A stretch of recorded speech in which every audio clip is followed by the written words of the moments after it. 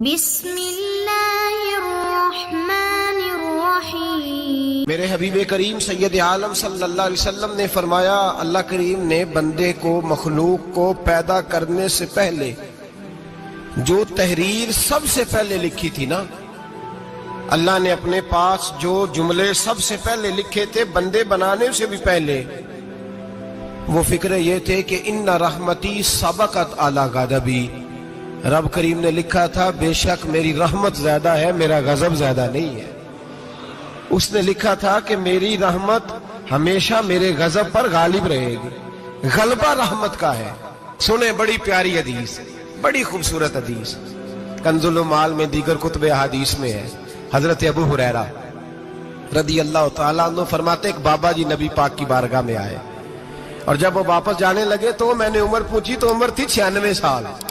کہتے ہیں بزرگ جب آئے نا تو یہ بھویں جو ہے نا ان کی سفید ہو کے تو یوں آنکھوں پہ آ گئی، بڑی چھڑی بابا جی نے پکڑی ہوئی اور دونوں ہاتھ پکڑ کے نا چھڑی کے اوپر جھکے ہوئے ہیں ایک جانب، قربان جاؤں۔ کہتے ہیں جب وہ بزرگ مسجد میں داخل ہوئے تو میرے رسول نے کھڑے ہو کے استقبال فرمایا، کھڑے ہو، اور نبی کریم صلی اللہ علیہ وسلم نے آگے بڑھ کے بابا جی کو بازو سے پکڑا اور بٹھایا۔ حضور بیٹھ گئے، کہا بزرگوں کیسے آئے ہو؟ تو کہتے ہیں وہ بابا جی بات کرتے تو آنکھ کھول کے پہلے حضور کا چہرہ دیکھتے، پھر وہ بات کرتے تو ان کے لب و لہجے کے اندر بڑی پریشانی، بڑی تکلیف، بڑی مایوسی۔ عرض کرنے لگے یا رسول اللہ، حضور زندگی ساری گناہوں میں بیت گئی ہے، حضور غلطیاں ہی غلطیاں، یاد ماضی عذاب ہے، یا رب چھین لے مجھ سے حافظہ میرا۔ اے اللہ کے رسول بڑی لمبی فہرست ہے، پاپ ہی پاپ ہے، کالے سیاہ دفتر ہے۔ یا رسول اللہ صلی اللہ علیہ وسلم جب پلٹ کے دیکھتا ہوں حضور مجھے نیکی دکھائی نہیں دیتی۔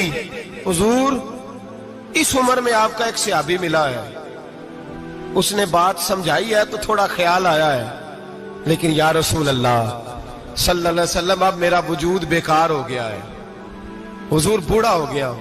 تین باتیں کہیں بزرگوں نے اور نرالی کہیں، کہنے لگے یا رسول اللہ صلی اللہ علیہ وسلم، حضور اب تو میری کمر بھی سیدھی نہیں ہوتی کہ میں نماز ہی صحیح ادا کر سکوں، بوڑھا ہو گیا ہوں۔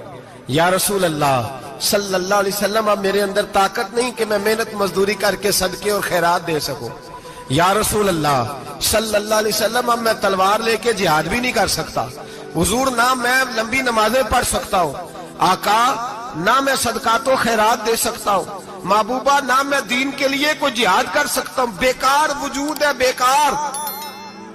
بیکار وجود کو تو گھر والے برداشت نہیں کرتے، بچے دعا کرتے ہیں یا اللہ ابا جی کو پردہ دے دے، اماں کو پردہ دے دے، بیکار ہو گیا ہوں، اور آج آیا ہوں تو مجھ بیکار کو میرا رب قبول کر لے گا؟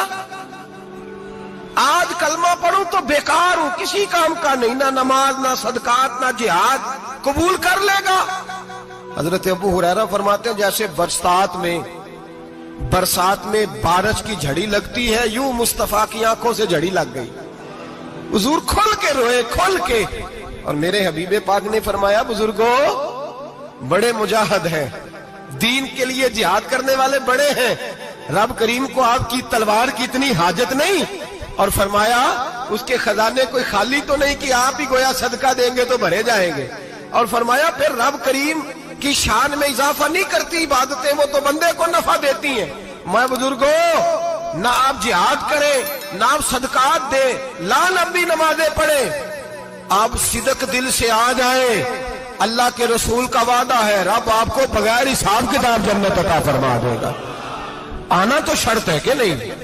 آئیں تو صحیح، نہ پہنچے تو صحیح، آ جائیں، اس کو نہیں عادت صدقات و خیرات کی، جہاد کی، تبلیغ، آئے تو صحیح نا۔ ان العبد اذا اعترف ثم تاب تاب اللہ علیہ، میرے حبیب نے فرمایا بندہ جب رو کے کہتا ہے نا یا اللہ غلطی ہو گئی معاف کر دے، فرمایا میرا مالک اسے فوراً ہی معاف فرما دیتا ہے۔ تو آ تو صحیح، تو آتا ہی نہیں، تو آ ہی نہیں رہا، تو گھر میں بیٹھا ہوا ہے، تو سویا ہوا ہے، تو دکانداری کر رہا ہے، تو پیسے گن رہا ہے، تو آیا ہی نہیں، آ تو صحیح۔